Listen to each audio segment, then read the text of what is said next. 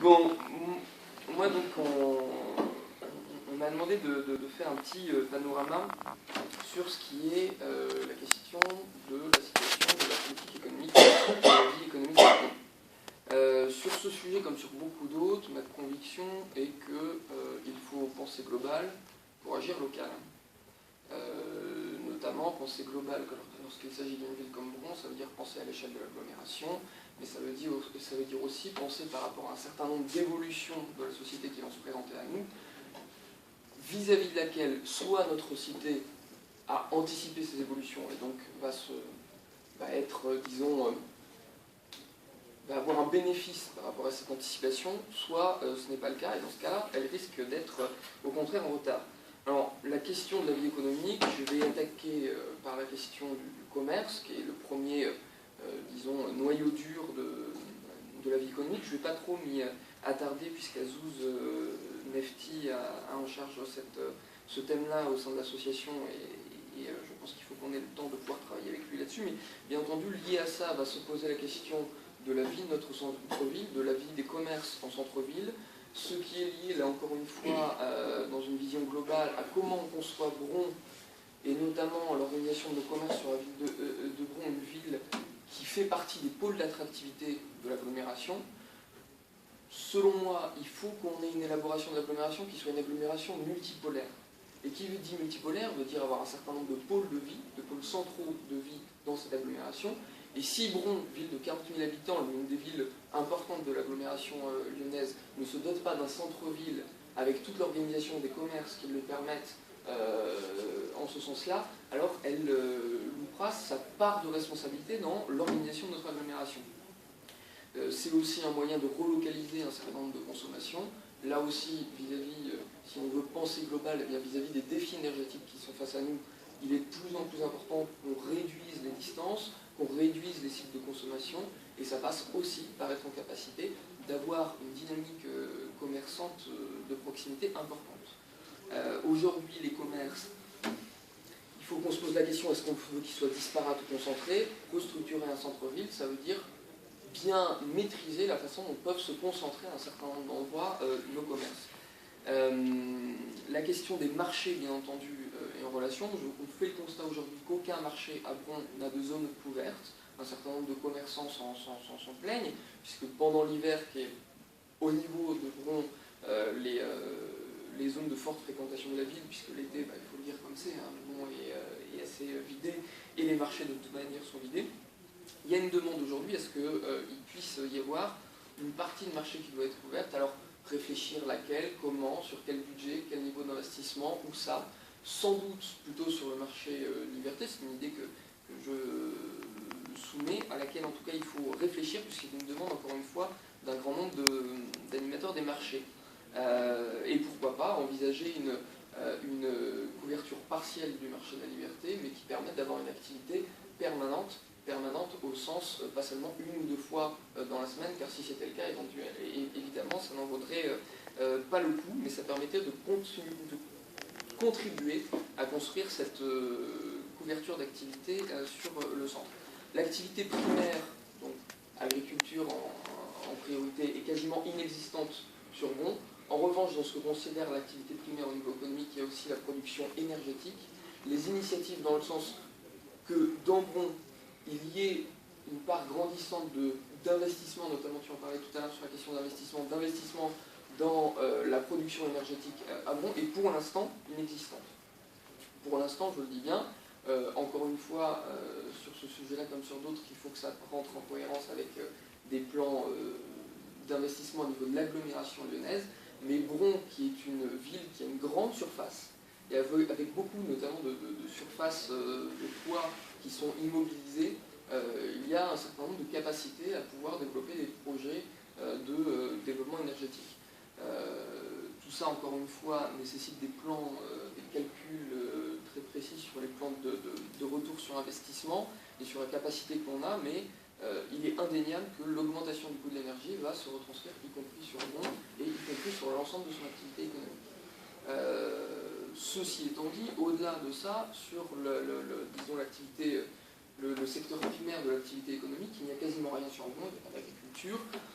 Toutefois, dans la façon dont on accompagne, que ce soit nos marchés publics ou les marchés forains, il y a une façon de promouvoir. Je pense que la mise en place du marché plurial, le marché biologique, est plutôt positive en ce sens-là. C'est une expérimentation, il faut donner le crédit de la municipalité, et je crois que tout le monde est d'accord pour reconnaître le bienfait. Un certain nombre de producteurs qui sont en relation avec nous le saluent aussi.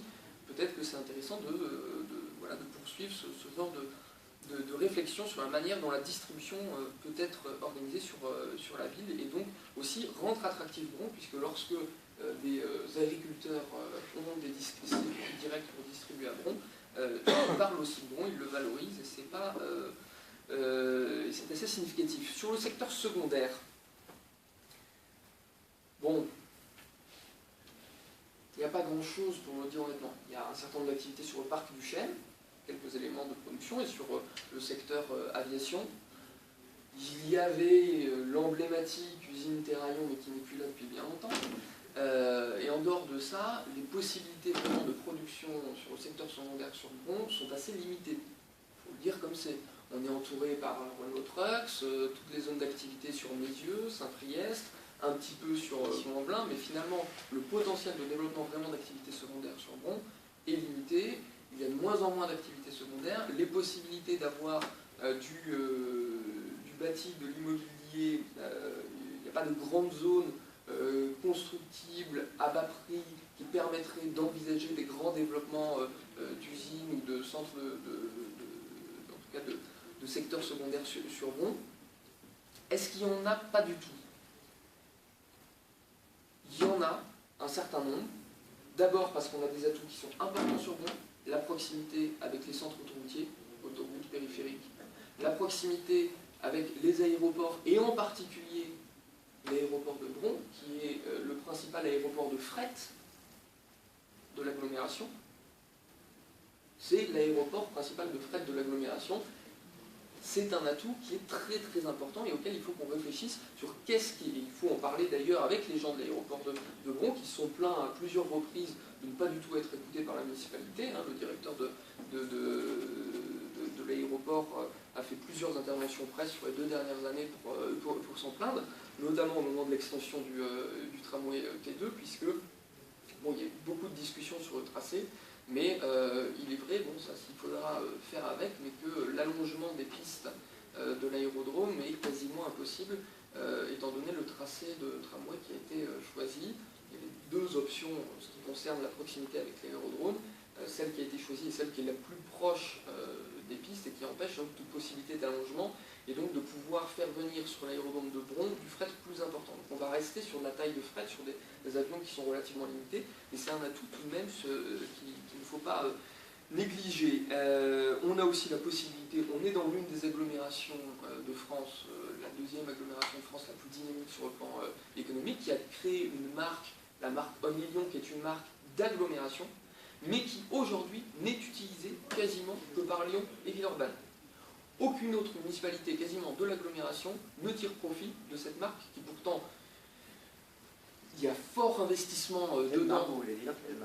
Onlyon, ah oui. Onlyon, qui est la marque commerciale d'export, c'est la marque de tout ce qui est produit dans l'agglomération lyonnaise. Ouais.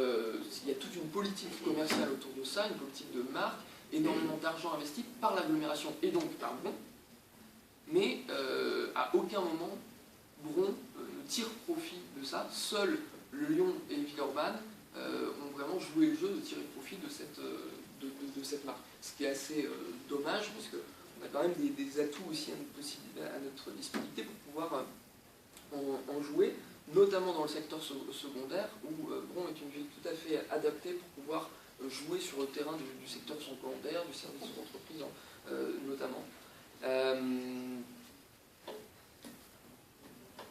L'autre possibilité sur le secondaire, c'est de travailler sur la question des domaines de production en surface limitée, à forte valeur ajoutée, que ce soit la production innovante, et je reviendrai en particulier sur l'innovation, je pense que c'est un sujet complet qu'il faut qu'on puisse développer sur Bron, qui a vraiment des atouts essentiels là-dessus. Je pense que c'est l'une des villes et même tout arrondissement confondu en ce qui concerne Lyon, est l'un des lieux de l'agglomération où le potentiel innovant est le plus fort, faut-il encore l'utiliser. Et donc la production innovante, généralement, n'a pas besoin de grandes surfaces et a de fortes valeurs ajoutées, et donc la question des marges de production par rapport au prix de votre mètre carré sont assez bénignes lorsque vous êtes sur ce domaine-là. Et puis il faut aussi savoir identifier quel thème, quel domaine d'expertise la ville peut produire. Il y a quelques années, je vous parlais tout à l'heure de Renault Trucks, la construction automobile, la construction des cars sur l'agglomération, c'était vraiment, il y avait toute une chaîne de conception avec énormément d'intermédiaires, de prestataires qui travaillaient autour de ça. Comment on peut arriver sur une ville, et c'était la même chose d'ailleurs quand Terraillon était ici, il y a un écosystème à toute activité économique. Mais si vous voulez avoir un écosystème, il faut que cette activité économique, elle se fasse autour d'une spécialisation, d'une certaine manière. Aujourd'hui, Bron n'est reconnu pour rien du tout sur le plan de l'activité économique, à part, et j'y reviendrai dans un deuxième aspect, peut-être les activités hospitalières, un certain nombre d'activités publiques qui sont sur son domaine. J'y reviendrai parce que là encore, il y a beaucoup à en dire. Si on veut pouvoir identifier un thème d'expertise et pouvoir se projeter, y compris dans l'évolution économique, il faut pouvoir mettre autour de la table les acteurs qui aujourd'hui sont sur la ville, qu'aujourd'hui on ne met pas sur la table, qu'on ne met pas autour d'une table, simplement parce qu'on a tendance à mettre autour d'une table uniquement les gens s'ils sont électeurs de la ville. Or, la plupart des gens qui créent l'activité économique de la ville de Bron n'habitent pas Bron, ne votent pas à Bron. Si on veut développer l'intérêt de Bron, il faut pouvoir mettre autour de la table l'ensemble des gens qui sont acteurs dans Bron, qu'ils soient électeurs ou non. Et cet électoralisme dans la façon dont on met les gens autour de la table, ça fait partie des choses avec lesquelles il faut rompre, en particulier, encore une fois, si on veut pouvoir aborder et élaborer l'avenir économique de cette ville.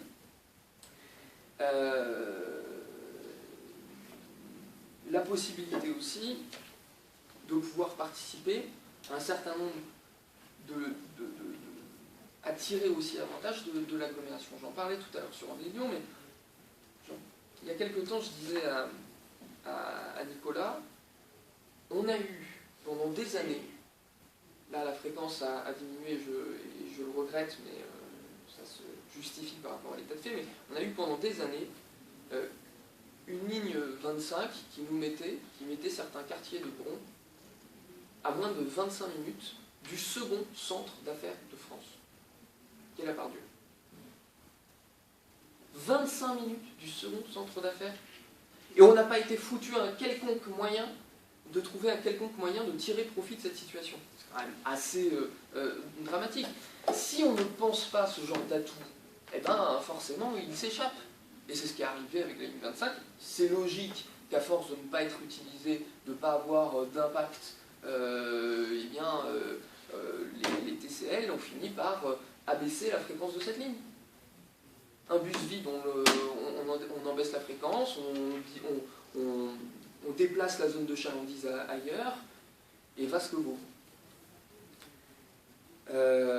Donc encore une fois, il faut savoir tirer profit de ça. Je pense qu'on n'a pas encore totalement perdu notre proximité avec la Part-Dieu, qu'il faut pouvoir en tirer profit, qu'il faut pouvoir y réfléchir.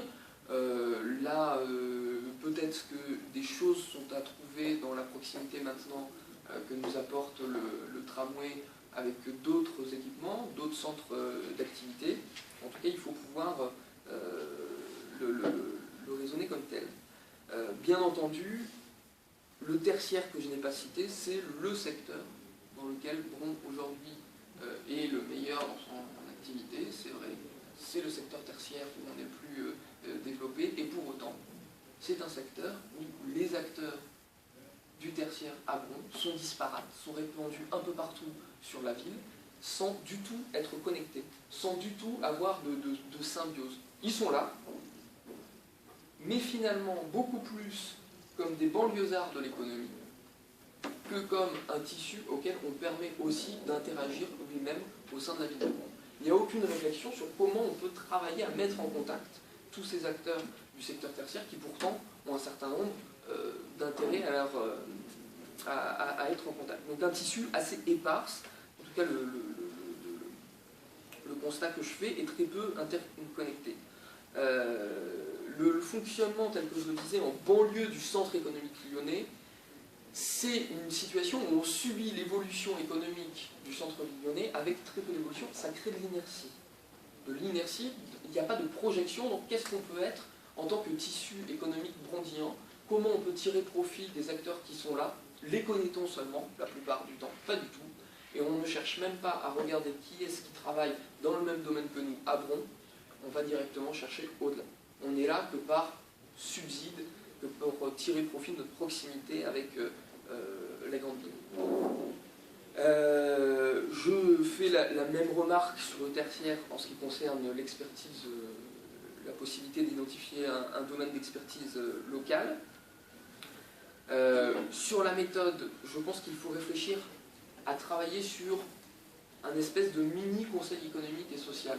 Pas quelque chose de figé, d'institutionnel, mais l'idée d'un conseil économique et social, c'est de pouvoir rassembler autour de la table les représentants des PME dans leurs différents types d'attributions, les commerçants, les acteurs du tertiaire, les acteurs du secondaire, les universitaires, les acteurs de la santé, les acteurs du monde de la distribution, et pouvoir regarder avec eux quelles sont les zones de convergence dans les difficultés qui nous ramènent et les possibilités, les propositions qu'ils peuvent mettre sur la table.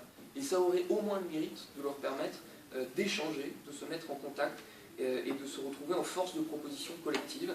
Je ne pense pas, contrairement à la façon dont ça peut être produit, que la force de proposition doit toujours venir par le haut. Il faudrait aussi parler des possibilités d'économie culturelle, mais ça, Robert, je pense que tu auras l'occasion de plus le développer dans l'avenir, mais c'est un domaine qu'il ne faut pas négliger. C'est un vrai domaine créateur d'emplois, créateur de liens sociaux, et il ne faut jamais oublier que l'économie est là aussi pour être au service d'une certaine vision sociale. Moi en particulier, je défends l'idée que si on veut bien intégrer le campus, ça va me faire une transition sur le chapitre suivant, qui est mon dernier chapitre. Si on veut bien travailler avec le monde universitaire, il faut aussi être en capacité de valoriser l'ensemble des activités culturelles qui sont faites sur ce campus, qui sont énormes, qui sont bénévoles dans leur production, mais qui peuvent entrer dans un certain modèle économique aussi de la ville. On a pas mal d'atouts. Il y avait les studios 24, c'est ça, Robert? Je me semble bien que c'était 24. C'était Urban, mais à 2 pas de chez nous. On a des équipements qui sont loin d'être inintéressants, un patrimoine avec le Fort de Bron qui est loin d'être inintéressant aussi. Quel usage on en fait et comment on tire aussi le profit de ça dans une vision économique. Il ne faut pas avoir peur de dire que la culture, c'est aussi créateur d'emplois, c'est aussi créateur de richesse, en même temps que c'est créateur d'intellect et de lien social. Et le tout est de trouver un juste équilibre entre ces deux objectifs. Et donc ça me fait le lien avec l'université. On est avant tout Bron. On a un volet économie de la santé qui peut être très important avec énormément d'hôpitaux. On a le 2e hôpital psychiatrique de France.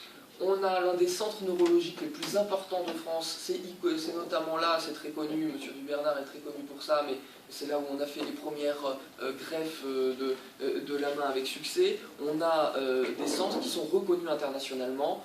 Il faut pouvoir anticiper sur le fait qu'on va avoir un fort vieillissement de la population en France. C'est aussi quelque chose sur lequel Bron peut capitaliser, parce que les expertises pour accompagner le vieillissement de la population, les expertises pour pouvoir accompagner les maladies, les soins pour Alzheimer. C'est un partenariat entre une équipe grenobloise, Parkinson, excusez-moi, pas Alzheimer. C'est un partenariat entre une équipe brondillante et une équipe grenobloise qui a permis d'avoir la meilleure technologie de soins de Parkinson au monde. Aujourd'hui, ils viennent se former à Grenoble et pas à Bron, alors que c'est un partenariat entre 2 équipes, des gens venus du monde entier, des Américains, des Canadiens, pour soigner la maladie de Parkinson. Bien entendu, cette expertise-là qui est développée sur le sol brondillant, on doit être volontaire pour valoriser le fait qu'ils ont été faits sur Bron. et aussi valoriser le fait que du coup, ces compétences qui sont à notre disposition, il est normal et logique qu'on développe un certain nombre d'activités économiques qui permettent d'accompagner ce vieillissement de la population et de la prise en charge de la dépendance et des maladies gériatriques. Autre chose, on a, qui sait à Bron, qu'on a l'un des 5 meilleurs centres nationaux d'études des transports, qui est le laboratoire de l'INREX entre Terraillon et les Jardins du Fort. Là encore, ils vivent totalement reclus, séparés du reste du monde. Comment on peut accompagner ça? On a une université, beaucoup de laboratoires de recherche, 2 centres de formation technique, que ce soit boulevard Pinel ou au Genêt. Il faut pouvoir mettre en lien tout ça. Et moi, je ferai une proposition un peu, disons, une idée choc. Il y a 3 ans de ça, l'université Lyon 2, par l'intermédiaire de son président, est venue voir Madame le maire et a dit « Écoutez, on voudrait créer une maison de la recherche, et on voudrait qu'elle soit là-bas à notre campus, parce que de toute façon, c'est le seul domaine qu'on a à notre disposition. Tout ce qu'on vous demande, c'est est-ce que vous voulez bien, lorsqu'on va présenter ça au conseil général et au conseil régional, le soutenir ?» La mairie a dit non. Désolé, c'est pas nous qui verrons. Il faut qu'on puisse coélaborer. Bien entendu, il faut pouvoir coélaborer. Mais pour coélaborer, il ne faut pas fermer les portes. Il faut pouvoir les ouvrir, il faut pouvoir être proactif. Et pourquoi pas imaginer une grande pépinière en centre-ville de Lyon. Une pépinière d'entreprise. Alors oui, c'est un projet qui ne se construit pas sur 1 an, sur 2 ans, sur 3 ans, sur 4 ans.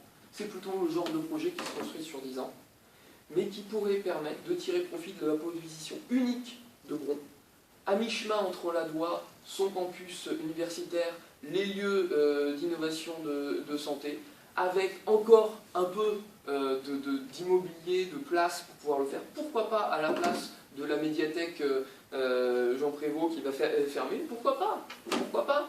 Le lieu est tout à fait adapté et on pourrait participer, là encore une fois, à donner une nouvelle image de notre ville, faire de notre ville, soi-disant de banlieue, le fer de lance de l'innovation de l'agglomération. On a toutes les choses, tous les contextes à notre disposition pour pouvoir le faire. Pourquoi, au lieu de refuser des propositions lorsqu'elles sont faites, on n'essaie pas de travailler à les rendre plus intelligentes et simplement plus au service de l'intérêt général? Voilà en tout cas, sans doute, l'idée sur laquelle il me semblerait intéressant de travailler, avec des baux bien entendu à durée limitée, des baux de 18 à 3 ans, de 18 mois à 3 ans, reconductibles uniquement une fois pour pas que ça dépasse 6 ans et qu'on préserve ce caractère innovant. Pourquoi pas travailler avec nos centres sociaux dans les quartiers, puisque dans nos quartiers, on a des jeunes qui ont la niaque, on a des jeunes qui ont la capacité de s'adapter, on a des jeunes qui ont la capacité de créer, d'avoir un discours commercial important. Parce que, y compris parfois, ils le font, ils jouent au jour le jour à dire « vogue la galère, comment je peux m'en sortir à la fin du mois ?» Et ces atouts-là aussi, même s'ils viennent parfois de contextes de parcours de vie difficiles, on peut en tirer profit pour notre développement économique. Voilà, tout ça, c'est pas des réponses, c'est beaucoup de questions, mais dans cette petite intervention qu'on m'a demandé de faire pour initier notre nouvelle année, voilà en tout cas les axes de réflexion que j'espère pouvoir donner à notre travail sur ce sujet cette année-là.